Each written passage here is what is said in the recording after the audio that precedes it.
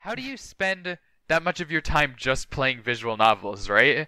I feel like I need a fucking break from it. I feel like that's why I started playing Doom after Highway Blossoms, because I needed a break from all the anime lesbian visual novel stuff, you know? I needed some gameplay in my game. You needed some testosterone. I kind of got similar vibes from Doom and Highway Blossoms, and like my brief experience with Highway Blossoms. I mean, Doom Guy is very similar to Marina if you really like look at the subtext. I was gonna say Amber, but I'm curious how you can make that one work. They both like music. Anyway, this is a cubic inch of sound, and over the past week, we all watched The Princess Bride. I was gonna say Highway Blossoms because we were just talking about it. Yeah, guys, we're doing Highway Blossoms 2 weeks in a row. That game really left a lasting impression. Highway Blossoms all the way down, baby. Okay, listen. If we did another Highway Blossoms episode and Kevin wasn't here, he would be pissed. He would murder us. Well, now we gotta. It's too late. Yeah, I feel like we kind of have an obligation now. I didn't know we were so obligated yet. So we can't do it. I thought we were obligated to talk about The Princess Bride after we said for a week that we were going to talk about The Princess Bride, and we all watched The Princess Bride. Is that not how this works? I guess. Luke's an arc. Anyway, my name is Luke, and I'm a loser. That's my fun fact. Fun. My name is Nick, and I'm wearing a turtleneck sweater. My name is Connor, and I am a rodent of unusual size. My name is Dan, pretty funny. And I'm currently brushing my beard. I thought you were gonna say teeth. No. I was really hoping that Dan was you were gonna say you were brushing your rodent of unusual size. No, he's currently going for a walk. Okay, epic. So what'd you guys think of The Princess Bride, huh? This sure was a movie, am I right? Whew. Yeah, I really think it's better on like the 8th watch, because I think I got so much more out of it this time than the other few times that I've seen it. Have you actually seen it 8 times? I wouldn't be surprised if I've seen it 8 times. Huh. I think I've seen it 3 times now. I've seen this is probably like my 3rd watch. 4 or 5 times at least. Yeah, it's a number that's large enough that I don't know it. Yeah. Dude, you can't even count to 8. You're such an idiot. You know, funny story. My first encounter with The Princess Bride was in the 4th grade when we had to choose what movie we were going to watch in our class. And a bunch of people suggested The Princess Bride. And me being, 10 years old, I'm like, yuck, princesses, brides. Yeah. I don't want to watch this shit. So I had the exact same experience in 7th grade, except I did watch it. For like my entire childhood, confused The Princess Bride and The Princess Diaries. And I definitely watched The Princess Diaries, and I think I just I thought that I had watched them both. And then finally watched The Princess Bride for the first time. I was like, oh! Guys, what the hell? The Princess Bride and Princess Diaries have the exact same plot, actors, and story. This doesn't make any sense. I actually I had forgotten about this, but the first time I sort of watched The Prince, so this would have been, this would sort of make 4 times, but, Kyle showed it to me one night. We were hanging out at camp, but then I think I was just really tired, and after 10 minutes I'm like, dude, I don't want to watch a fucking movie, and so we stopped.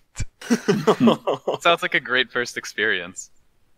Yeah. But also, I can't imagine how you would do that, because I feel like the duel is like within the first 10 minutes, right? No. Well, there's the whole setup with the framing story. Yeah, okay, I guess. I don't know. With the marriage. By duel, do you mean with Inigo Montoya, or like... Yes, with Inigo, okay. Yeah. And I don't know, I kind of get roped in with the grandpa, I'm like, oh, what's this saucy old man going to tell me tonight? Connor sees a grandpa and is instantly roped. What do you like so much about grandfathers, Connor, huh? I don't know, but it was really funny when he walked in and he goes, hey, how's the sickie? And it was very good for me. So let's talk about that then. Let's talk about the plot before we, just refer to it. Fine. So it's all a framing device, right? The whole thing is fucking framing devices where they're like, ooh, it's a tiny Fred Savage is like a little sick kid, and his grandfather walks in, decides to tell him a classic tale from S. Morgenstern or whoever.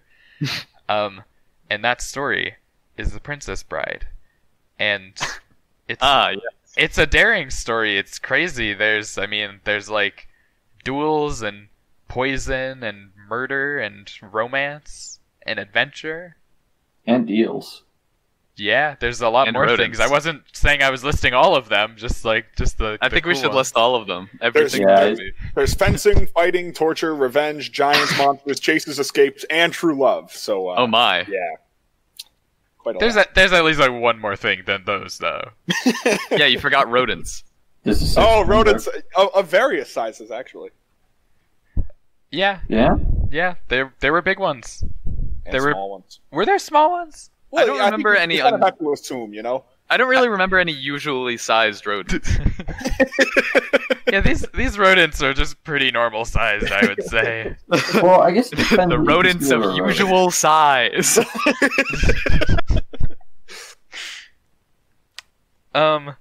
Did you guys think that they used the framing device well? Did you think it was well utilized? I think so. They made some like jokes out of it, which I thought was pretty good. They I think like somehow developed the character of the kid and the grandpa without them actually being a part of the story. Yeah. Yeah. I feel like it probably could have come up like one more time just to really solidify it, but I really like the scene where so Buttercup jumps into the water in order to escape her captors because she has just been kidnapped, and there are eels coming towards her, the dangerous shrieking eels. And it's like it's all shot in a way that you're like, oh man, is she gonna die? Is she gonna get eaten by the eels? And then it just suddenly cuts to the grandfather, and he's like, she does not get eaten by the eels at this time. And the kid's like, what? And he's like, you looked really concerned. I just wanted to let you know she's fine. And that was really good. There were a few moments like that.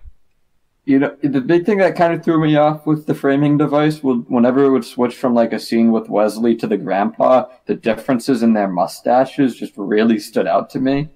Like, there were a lot of different kind of mustache dynamics throughout the film. I thought. But like Wesley has like that really like weird thin mustache, which he has the classic French guy mustache. Yeah, and then like the grandpa has like this. What are you talking about? Gray mustache, like, and like there were a couple shots where like I felt like it was like you see both of their faces pretty close to each other. And I don't know, there just seemed like a big contrast to me with the difference in those two mustaches. Is this what you think about when you're watching movies? Did you write this down as your notes? Dan, are you gonna write a fan fiction about their mustaches or something? It sounds like you've put too much time. I think Dan just wants their mustaches to touch, if you know what I mean. I was gonna fucking say that. Do you think they give mustache rides? I want to touch the grandpa's mustache. There were a lot of mustaches in the movie, so like when you see like two opposite ends of the spectrum of the mustache spectrum, like, you know, so close together, it just stood out. This is why I was never taken aback by their mustaches, for the record. Stenographer, let the record show I was not taken aback by the mustaches. Yeah, same. Put that on your record, bitch. Print it out on vinyl. I was very taken aback by Wesley's rippling abs whenever they take his shirt off, you know, in the pit of despair. Oh man. Oof. Yeah, speaking of the pit of despair, you know what really threw me off, even more than the mustache, was I always assumed when they put the suction cups on them that like they cover the nipples, but like they don't. They're above the nipples, and that also threw me off. Yeah, they're just kind of like randomly placed. They're trying to suck years of your life away, not milk. Yeah, I feel like that'd be more painful. Like that's a more sensitive region if you're going for pain. Okay, but Dan, that guy, the Count, is literally the expert on pain. He was literally writing a book on pain, and you're gonna say you know pain more than he does? Okay, they didn't even have germ theory back then, so like how much could he know about pain? That's a pretty experimental thing. I don't know, germs. Germs don't. I don't think you need to understand germs to understand pain. No, I was saying in general, they didn't have a whole lot of understanding of the human anatomy at the time. He clearly did when it comes to pain. Yeah. He proved we don't know how big his sample size was. We don't know how many other people he tested it on. I feel like this is an inherently different thing because, like, you can have direct, like, first-hand reports of pain sensation. Yeah, and also, like if someone is sick, they're not going to be like, "Oh, I've definitely got some, E. coli." It's kind of like how plague doctors wore those long masks with flowers in the end, and that worked despite the fact that they were completely wrong about why people got sick. Yeah. Okay, well, in any case, I'm not going to trust that guy's work on pain until it's been peer-reviewed. There are no peers. He is so far above the rest that he has no peers. Well, that's an issue. In the pain realm. Dan, if we're comparing... Vizzini might have been his equal in pain, but he died. If we're comparing his research to, like, a current day pain researcher, then sure. But I just think that you're pretty fucking clueless when it comes to pain. I think that this guy would know more than you, so that's what I'm... He may, that's my but, point. like, I'm not going to blindly trust his results. I'm going to question him. I think that's how it should be. I mean, you don't have to blindly do it. You can watch how painful it is. He literally pained him years to death. of life. Yeah, that's kind of Well, crazy. maybe I think he could have taken more years of life if he just moved those cups over the nipples. He might have been able to. I think if he tried, maybe. Let's email the writers and figure out what actually happens here. William Golding, let's be like, your book/movie, complete bullshit. The cups do not cover the nipples. Yeah, probably. I think we should design our own, pain torture machine and put it on Dan's nipples.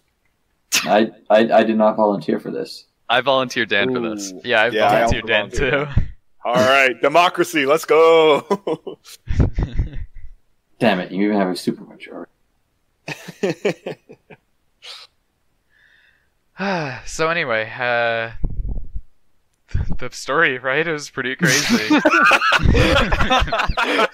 I don't know. I want to talk about the movie first before I mention that I read the book.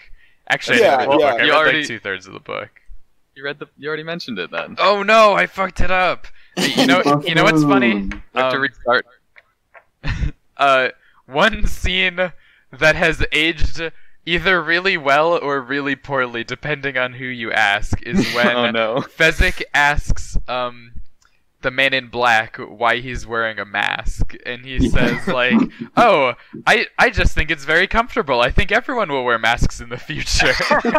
Yeah, I was watching it earlier today, and I watched that and just laughed for a little while. That was fun. Did that laughter turn to crying at all? Yeah. No, just laughter. Crazy. Dan's a masochist, confirmed. A little bit, I guess.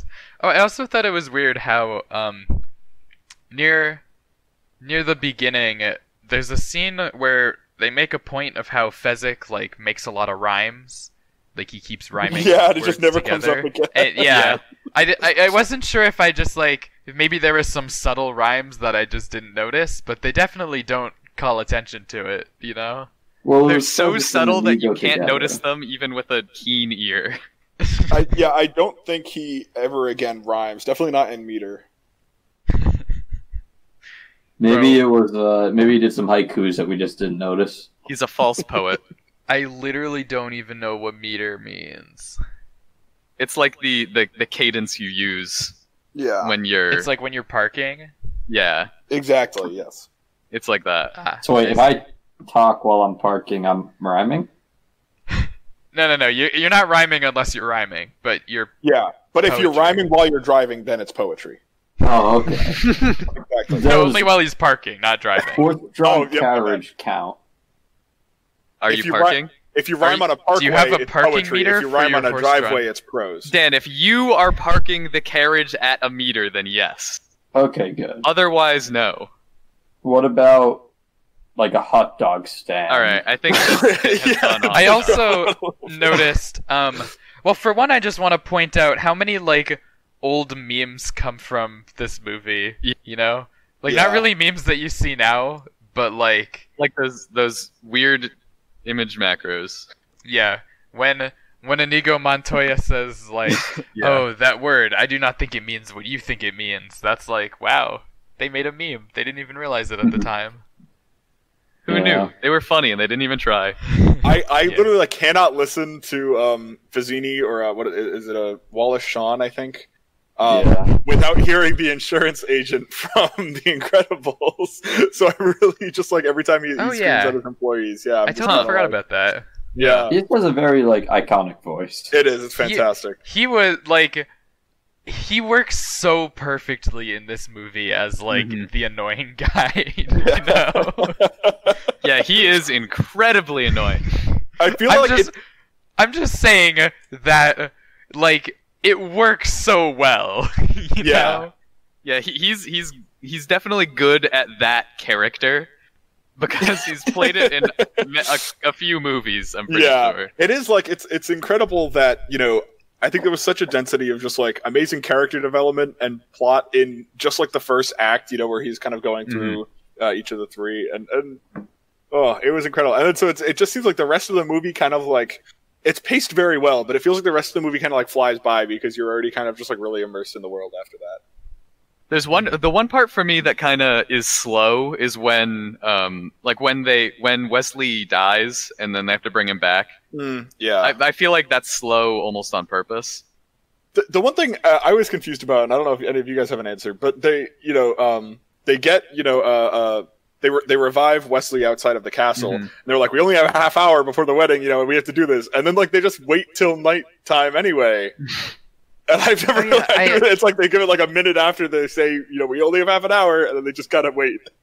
Yeah, I also noticed just that when they're sailing towards the Cliffs of Insanity, it's nighttime, and then it kind of just becomes day at some point. Yeah. And I didn't even realize that until I was like...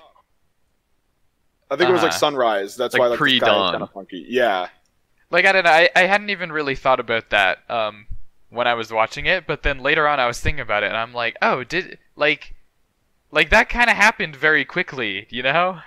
It seemed like it sort of became day instantly. Also, I guess because technically, so they kidnapped her during the day, right? They spent the night on the water and then got there in the morning, meaning it took them like a whole night to get to where they are. But the prince was able to like assemble a whole force and then get them on horseback over to the other continent or you know whatever it is. Area. Yeah, in like no time. Don't know the lore. But yeah, so they go from Florin to Gilder, right? I assume those are not land connected because I don't know. I guess they could be. The book has a map. I don't remember what exactly it looks like. But, wait. Where the fuck is it? Because like Greenland, Sicily, and Spain exist. We know that for sure. Okay, yeah. Looking at maps, it seems like Florin and Gilder are separated by a channel. Yeah. So there is no land connection. On one side, it's the Florin channel, and then on the other side, it's the channel of Gilder. Like, it's just split. But yeah, at some point in the middle. Even like it's weird because it's Florin is on one side of the river of the channel, Gilder is on the other side, but the split comes like vertically. So I'm also confused because from this map, it seems like you're able to go from, you know, the capital city of Florin right across to just like a normal fishing village as opposed to having to climb the Cliffs of Insanity. I guess they might be doing it for secrecy, but like, you know, you kind of could have avoided all of that struggle. Also, this map that I have labels rope on the Cliffs of Insanity. Yeah. It was a pretty big rope, you know? It was kind of significant. It was where do you even get rope that big? The rope store.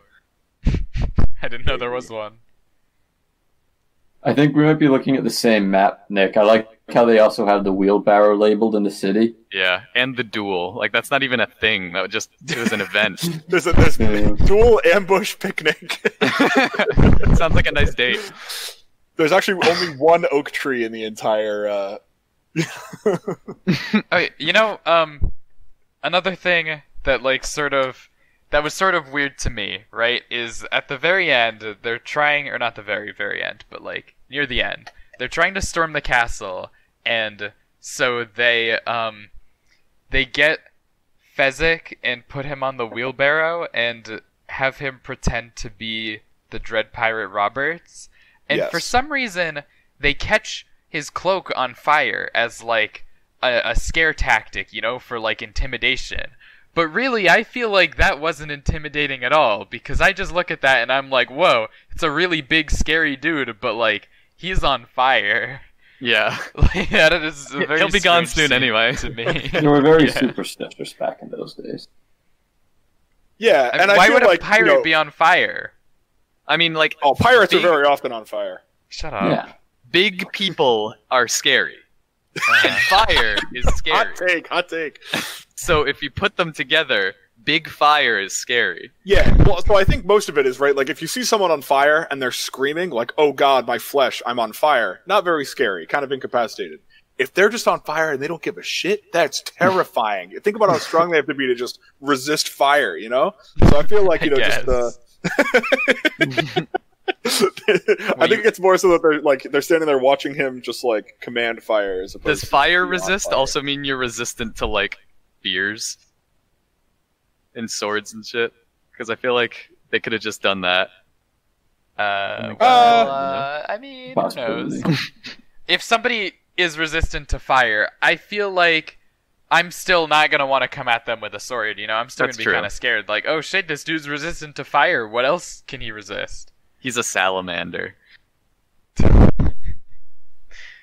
Yeah, I bet. Yo, there was a Mac-based Princess Bride game with 5 levels. It went as you went over level 5 1. levels. Actually, wait, they only listed 4 of them. 3 is not listed.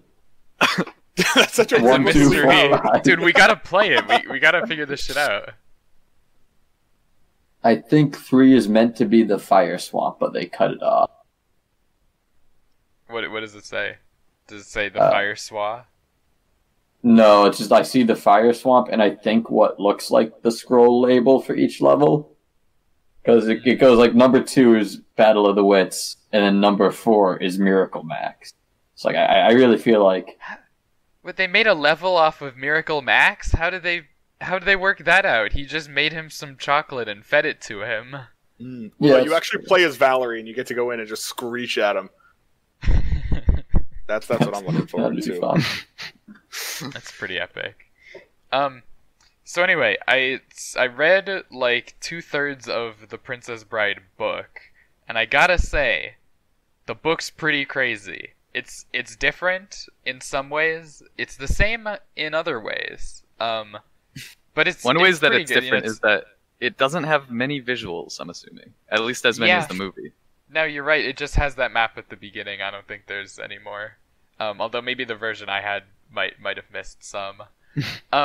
So they changed the entire framing device where instead of just being like, oh, a grandfather is reading this story to his kid, instead it's supposed to be an abridged version where there's a whole like kind of long introduction that's just talking about this random like author character that is, I hope, meant to be different from the actual author of the book because he's just kind of an asshole, right?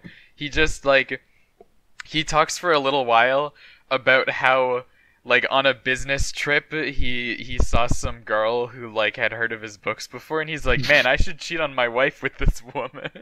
And then but he really wanted to get his son a copy of S. Morgenstern's The Princess Bride as a birthday gift, but he couldn't find one. And then his son didn't like the book because he started reading it, and the second chapter is just like a really long history of Florin and Gilder. So he decided to go through and make an abridgment of the book where he only keeps the good parts. And so every once in a while he'll just like, it'll just be a note of like, oh, there used to be a section where this thing happened, but I thought it was boring, so I cut it out. You're welcome. Except it's really funny whenever he describes like what was supposed to be there, like what was in the original book. Like at one point they say like, oh, originally there was supposed to be 40 pages of a character packing for a journey, like just packing all of their hats and stuff. And then they go on that journey for the next 2 pages, and then there's another 40 pages of them unpacking all of their stuff once they arrive. That's fun. And on one hand, it would have been funny to actually include that as a joke, but on the other hand, I think, yeah, that's probably a better way of doing it. I think that's the way you should do it, because, like, after the first probably, like, 20 pages of them packing, it would probably start to get a little old. And then once you get to the second unpacking section, you'd probably want to put the book down for a little while. But yeah, it's really weird reading it after seeing the movie, just because of how a lot of things do legitimately get, like, expanded upon to like ridiculous extents, right? Maybe not ridiculous, but like Fezzik has a whole backstory that you just like never hear in the movie. You get some Inigo Montoya backstory, which like you pretty much heard in the movie, but it's like way more fleshed out and way more detailed. You know, it's like a whole flashback. Yeah. And you really get to understand the characters. You know, it really makes you feel like the Princess Bride, and I gotta commend it for that. Oh God, I wish I was the Princess Bride. What I wouldn't give to marry Wesley. Yeah. Also, he's called Westley in the book with a T. He's also called Wesley in the movie. He is? Yeah. I thought he was just Wesley. He's Wesley. No, I'm pretty sure it's spelled Wesley.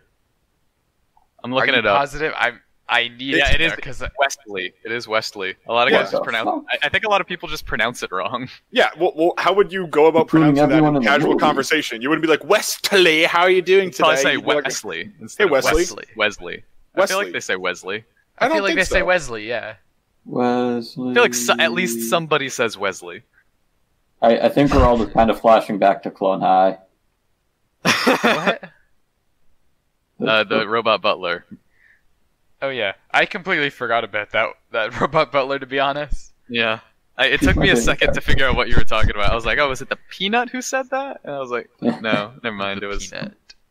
Yeah. They used to call me the Peanut in high school. Good times. Hey, Peanut. No, we also I mentioned the whole rhyming thing with Fezzik before. That does come up in the book a lot more. Like, there's a lot of things that in the movie they kind of just mention once, but then in the book are like full-on things, you know? In a lot of ways, like, it almost feels like the book was written after, you know?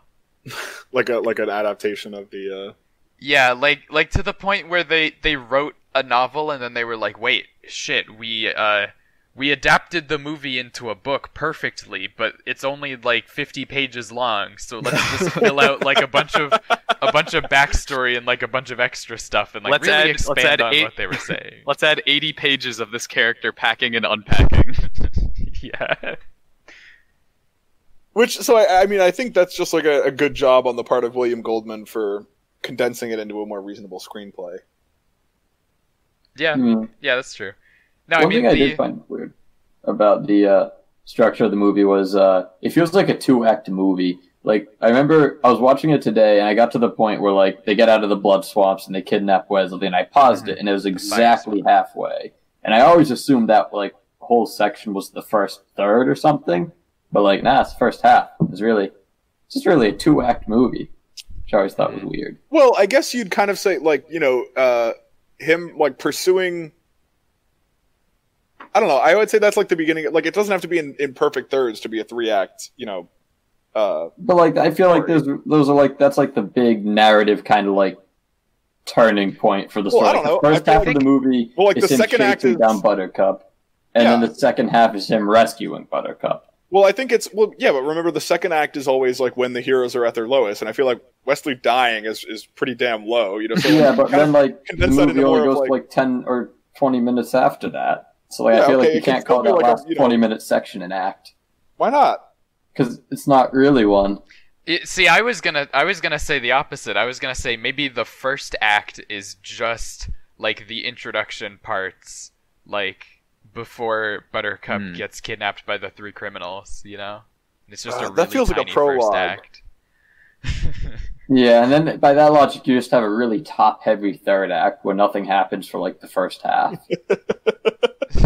of the third. I don't know. I think it's a very effective story, though. I like it. Yeah. Structurally, it always felt a bit weird to me. I personally think it's a 15-act movie, and I don't think you guys are opening your mind high enough. Where would you say those 15 acts are? Please don't. During the runtime. I want timestamps here for beginning and end of each one. Dan, you do not deserve the timestamps. Aw. In other words, Nick will not give you the time of day. Holy shit. Or stamps. He won't give him the time of stamps. This what was time do stamps roughly have? Fuck if I know. Forever stamps are timeless. Oh, that's cute. That sounds like a tramp stamp tattoo someone would get. Yeah, I'm a huge USPS fan. I got a tramp stamp that says forever stamps are timeless. Yeah, dude, I fucking love the Postal Service. Let's go! Did you guys know that the Postal Service has a merch store? I didn't know. I'm gonna look that up. It's actually really good. At least sometimes. They have it seems like a lot of this stuff is limited. Oh wow. Because cool. They have postman costumes for kids. They have models of I think they have models of the LLVs, which are the trucks they use to deliver mail. It's a priority mail crop top. What? They got a mail just priority mail. No. It's so good. There's no way. I'm buying that. Thank you for turning me out. Oh Connor, my god, it's $80. Holy shit. Wait, Connor, are you going to wear it or give it to somebody? Why not both? Get two. Oh my god, $80 crop top. This sweatshirt is just like a normal long sleeve sweatshirt, and it's $125. These prices are not what I remember. It's shipping costs, obviously. I remember thinking I was gonna buy I remember I was gonna buy one of these at some point because it was $20 or $30. Since when are they 80? What the hell? I was thinking of buying a Wikipedia sweatshirt at some point because it looks kind of cool. But do they have merch as well? Yeah, they do. Oh, that's cool. It was kind of neat, but I couldn't justify that purchase in my mind, you know? Yeah. Because it's however much a sweatshirt is. $50 maybe. Probably, yeah. This sweatshirt is $40, but I don't like full zip sweatshirts. I like over the head. I do like when they zip up. They sell a Wikipedia scarf, and it looks really nice, but the only branding is just a serif W, which I feel like is not really enough to identify with Wikipedia. I don't know. I feel like everybody who sees a serif W is like, ah, man, Wikipedia. Dude, Connor, if you wore that around, people would see you and be like, holy shit, dude, is that Wikipedia? And you'd be like, yeah, the Wikipedia Oh, no, wait, scarf. it turns out the entire length of the scarf also says Wikipedia, so I guess that makes a little more sense. They only show you the W, but if you look at other pictures... Well, they have socks that have tons of serif W's on them. That sounds pretty crazy. Good. I actually might get those. This is quite cool. Well, they have buttons. What is this, a cubic inch of the Wikipedia merch store? Honestly, it should be. Oh, well, I guess we'll just have to change it. Yeah, we can pivot pretty quickly, I think. A cubic inch of a Princess Bride for a little bit, and then mostly the Wikipedia merch store. It's a little bit of a mouthful, but it gets the ideas across. It rolls off the tongue somewhat. Oh yeah, also whose tongue going would back that roll to off? The Princess Bride, because I know we were talking about that for a little bit. Just a little, yeah. I mean, I guess one thing that was weird was so in the book they made it was a constant running gag, mostly in the first chapter, but regarding the setting, it would he would establish something and then say this was either before or after something else was invented. You know? So, at some point, they describe a character as being, glamorous, and then it says afterwards, this was after glamour was invented. And, they just do constant shit like that, where they're like, oh, this was before Paris, or oh, this was after carpentry. I brought that up yesterday. I made a joke like that, and Nick, you said, oh, isn't that from The Princess Bride? But, Connor, you watched the movie today, right? Yes, and I explicitly, was looking for, evidence that this actually occurs in the movie, and it doesn't. Not even once. I don't know where I got that. I have no idea how I understood that reference. Yeah, so I was trying to look up, this probably must be just like a thing in popular culture. A lot of this movie has been adapted. It's nowhere. Like it doesn't exist outside of the book. I guess I just have an inherent knowledge of Princess Bride novel running gags. I think the obvious thing is it's probably just the availability heuristic. You were thinking about it all week, and then just immediately you're like, oh, he's making a reference to something. It's probably Princess Bride. Yeah, but that's probably it. But in my mind, I immediately recognized it. I was like, oh, that's Princess Bride. It wasn't like, oh, Luke, is that I said is that Princess Bride? But I was like, oh, that reminds me of Princess Bride. I mean, the grandpa gives off that vibe throughout. That's something I could definitely picture the grandpa saying in the movie. Or maybe it's the Mandela effect. I come from an alternate reality where that happened in the movie. I think that's it. Yeah, that's definitely the most likely answer. I think so too. Availability heuristic, my ass. Also, why can't I speak? Occam's razor who? Who's Occam and why is he shaving? Bro, Occam fucking cut himself. What a loser. He doesn't even know how to shave properly. I hope he's okay. Yeah, he just put a little bandage on his face. He's good. Okay, good. I'm glad. Yeah. I'm not. Dan, why do you hate Occam so much? What did he ever do to you? He's kind of a dick. Occam's overrated. I am reading through quotes from the book right now, and honestly, it seems even better than the movie. It's a weird instance. I mean, I should say I haven't finished the book. I think I'm 2/3 of the way through, but it seems like one of those rare instances. Okay, I'm 75% of the way through. It's one of those rare instances where I feel like the book and the movie are both really good for completely different reasons, or not completely different, but they have aspects that differentiate them, but they're both still pretty good on their own. Yeah, because just reading things out in the book, it definitely doesn't have the same charm that the movie has, I guess. It's missing the music, for one. Yeah. The music in The Princess Bride is so, cheesy and so... It makes me think it's on the nose. Music. It's very on the nose. It's bad, but it's so good, It just completely works. I'm really bummed Kevin's not in this episode because I really wanted to compare it to the KOTOR music because there's a couple bits in here that sound straight from the opening menu to KOTOR, and I really wanted to have a deep discussion with Kevin on that, but sadly that will never happen. I think he's doing homework. Yeah, a loser. I've never missed an episode.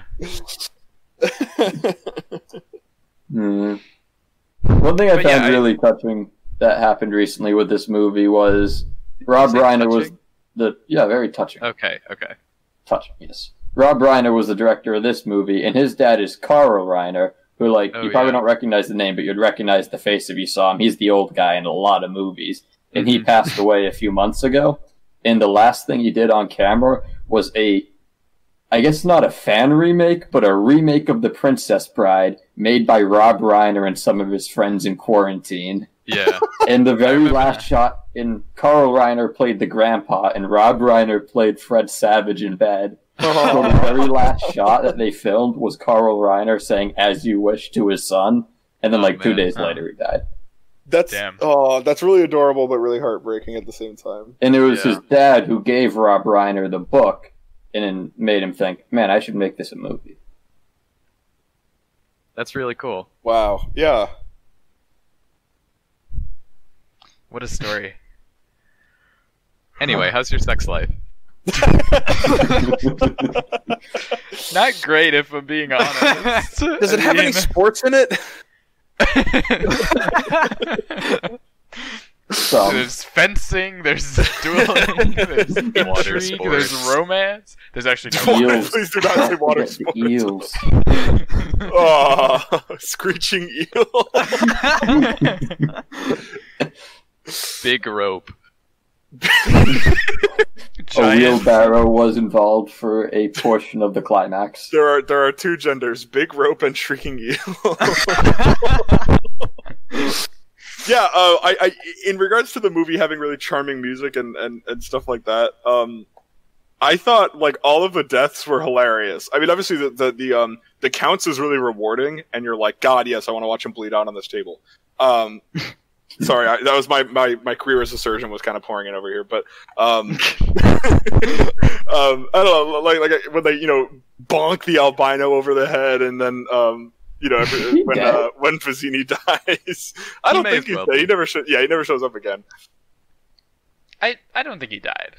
Yeah, but you know what I mean? Like, all the just, like, really awkward collapses really just sell it for me every time. Yeah. Also, I think Vizzini's death was the best. Yeah. The scene where Wesley is falling down the hill and he goes, "As you wish." Yeah. It's fucking hilarious. And then so she pitches herself down. It's just like, ooh, They're both just like doing little grunts as they're falling down the hill. And I really I can just imagine them in like a studio like recording that after the fact. They're like, yeah, can you put like a little more pain into it, No, we only have enough space to record like one take from each of you, so you better make it count. We'll beat you with a stick as you record it to help. We'll hook up a machine to your nipples. Well, actually, just above your nipples, but What, Nipplegate? That's my biggest problem with this movie. I wish I could respond to that, like honestly. A sex toy. I wish I had the words to give a proper measured response to what you just said, but I literally don't think I do. The measure of a response proper for that is longer than humans can comprehend. Do you guys want to wrap up? Do you want to give your final thoughts and then like a would you recommend? I would too, Yeah, I think this is definitely a movie you have to see more than once. Like we've all seen it multiple times, kind of accidentally. Not because you need to see it more than once to appreciate it, because you will, by obligation of being a human, see it more than once. It is an inevitability of the universe that you will act like you will stumble upon it, in a dark alley one night and be like, oh no, and then you spend an hour and a half just like stuck to the television. If I could go back in time to 4th grade me and be like, hey, you should watch it again, you should watch this movie, I'd be like, you could watch this movie, but you're going to watch it a lot later, so like, no rush. But you would like it. Just to clarify, we are talking about The Princess Diaries, right? Yeah. No. Damn it, we're talking about The Princess Swap. Okay, I am a little bit confused about why you would need to say that it's a movie you need to see more than once. You really don't. Like, you can watch it once and perfectly enjoy it. No, like, I think life will necessitate you, if you, like, interact with other human beings on a long-term basis throughout your life, you are going to have to watch this movie. Yeah, like, this is not a recommendation, this is just a warning that at some point this is happening to you. Like, there's nothing I would recommend it. I don't feel like I need to warn people. I'm just, like, if you haven't seen it, go ahead, watch it. It's pretty good. And if you've seen the movie and you haven't read the book is pretty good, too. It's enjoyable at least, and it's not like it's long or anything. It's pretty. Is that like a fake out? How long? No, I read the abridged version, so so that was a lot shorter. Believe me. But you missed out on all the character development in the packing scenes. I read like half of it at the laundromat, so that probably tells you how long it is. Depends how much laundry you have. True, yeah. I was there for like an hour and a half. Actually, maybe it wasn't half of it. I don't know. But I got like a good ways through it at the laundromat. Okay, that's good to know. Yeah, it was a fun time. Nice. It was good. I was sitting there. The dryers were all spinning. The things were happening. What? Sounds exciting. Nick, what did you just post? What? I looked up Vizzini from Princess Bride, and this was like one of the first few images I saw. I'm really confused about what's happening. A very strange cosplay is what I'm looking at right now. Also, the image, I tried to copy it and put it in Discord, but the image is so high quality that I could not. It was too large to put in Discord. Incredible. So I had to take a screenshot of it. Oh, okay. I was gonna say, then how's it in Discord, idiot? So anyway, yeah, I would recommend it. You guys ready for suggestions? Is it suggestion time? It's suggestion time. I was born ready. No, you weren't. You telling me you came out of the womb ready to fucking suggest them? I don't believe you, idiot. Watch me. I was born ready. What do you mean watch you? Do you have a video of you being born I can watch and see that you're suggesting? Do you have a video of you being born we can all watch? A video of Dan being born, the doctor slaps him and he says, Hausu. Oh. I was not going to recommend Hausu, no. Well, I mean, you did, didn't Kyle's you? Well, I did, but not right now. Okay. Because Kyle already did. Okay. Whoa, spoilers! I didn't know. Well, I think we should start off strong. I'm ready to recommend, I think. Okay. I'd like to start off with Ninja, the Most Dangerous Game. It's something that I'm personally passionate about, graphic novels. Just kidding. But I am passionate about terrible graphic novels. So I'm excited to read it. Okay. Dan, do you have a suggestion? Yeah, I'm going to suggest the SpongeBob SquarePants skin theory. We already kind of did that. I haven't watched it, and I really want to watch it. But I also want to have motivation to watch it. Alright, that's fair. Alright. Yeah, I'm going to follow up with Hotline Miami as my suggestion. Yay. Woo! Fun game. I'm going to say the Bible. I think it'd be cool if we read the Bible. That's gonna take a while. Can we do the abridged edition? It doesn't need to be the whole Bible. I think we're gonna need a lot of laundry. Had said we would just have to read the first book. After this section, there was about 40 days of wandering in the desert, and then 2 days of... 40 days of packing to wander in the desert, 2 days of wandering in the desert, and then 40 days of unpacking after wandering in the desert. That adds up. Okay, so then Kyle had brought back Hausu. Yeah. I don't even fucking remember what that was. It is a psychedelic Japanese horror movie. It's a bunch of Japanese schoolgirls go to visit like an aunt's house, and it gets trippy real fast. There's a lot of blood, a lot of guts, and weird shit. Okay. And then Kevin suggested Ultimate Doom, which I almost brought back, but then I didn't, so I guess it happened anyway. Nice. But I don't know, because, I mean, the original Doom, it's kind of, it's enjoyable. It's fun, it's cool. It's a good, funny time. It's no Doom 2016, to be honest. Or even a Doom 2. Can you believe they made 2016 Doom games? Oh my god. And then they went all the way up to Eternal. They literally went to infinity. Alright, so just to recap, our options are the Ninja graphic novel, SpongeBob Skin Theory, Hotline Miami, The Bible, Hausu, and Ultimate Doom. I feel like this is the weirdest selection we've ever had, honestly. It's up there. It's definitely also, up there. Before we vote, just so you guys know this, because I was gonna say it before we said suggestions, but then I forgot. So next week, obviously, we're gonna do one of these things. The week after that, we are going to do the cubic inch retrospective, or a cubic inch of sound. So for that episode, we're just going to be talking about the podcast. Do we have to watch every episode of the podcast? No. But, I mean, you have to just remember be on it once, some of it. Which you have been, so you're good. Cool. We should, for the retrospective, have a cast of entirely new characters. Get people that, barely know each other just to watch a bunch of our episodes and then talk about it. Let's get Mario Coattails to do it. I could get at least 2 people that, don't know any of you to do it. I could maybe get 1 person. I could probably get at least... I could probably get a few people, actually. Yeah, same here. I mean... Put them all together. We'll see. It would be kind of funny, but... Anyway, so let's go through. Basically, I'm going to say the name of the thing, and if you want it, you can say I. And if you don't want it, then don't say anything.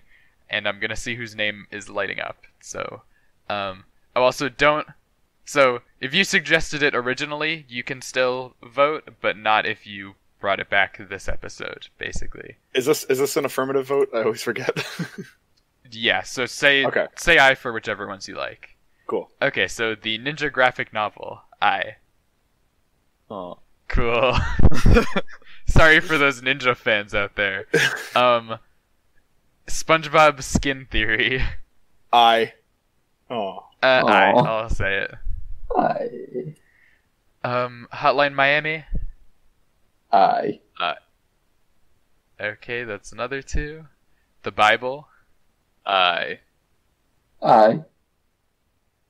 No, really? Come on! We already did a Jesus episode with Dear Wormwood. I'm cured. It's been a while. That was music. I want to read about him. Hauzu? Aye. Aye. Okay, well, I guess probably that one then. But we'll say Doom just to get the opinions. Doom. Aye. Alrighty, so Hauzu it is. That is what we were watching. That's exciting. I always feel like I'm not saying it Japanese enough, but I also feel like that's kind of offensive. Yeah, please don't try. Don't do it. 3 months in the making, but my suggestion finally made it. It's the one I've been aiming for ever since like the 2nd episode. I'm proud of you. Man, this was really the epic podcast-long redemption arc that we've been waiting for. This was the climax of the podcast right now. It's all downhill from here. It's kind of weird it was only in 2 acts, though. Yeah. We're gonna do the next episode. We're gonna do the retrospective. Who knows where it goes from there? Is is Princess Bride the first Criterion movie we've ever done? I don't know. No idea. I mean, I don't. What is that? What is that? It's a collection of it's a movie publisher that is fairly well respected. Oh no, wait, Grand Budapest was the first one we did.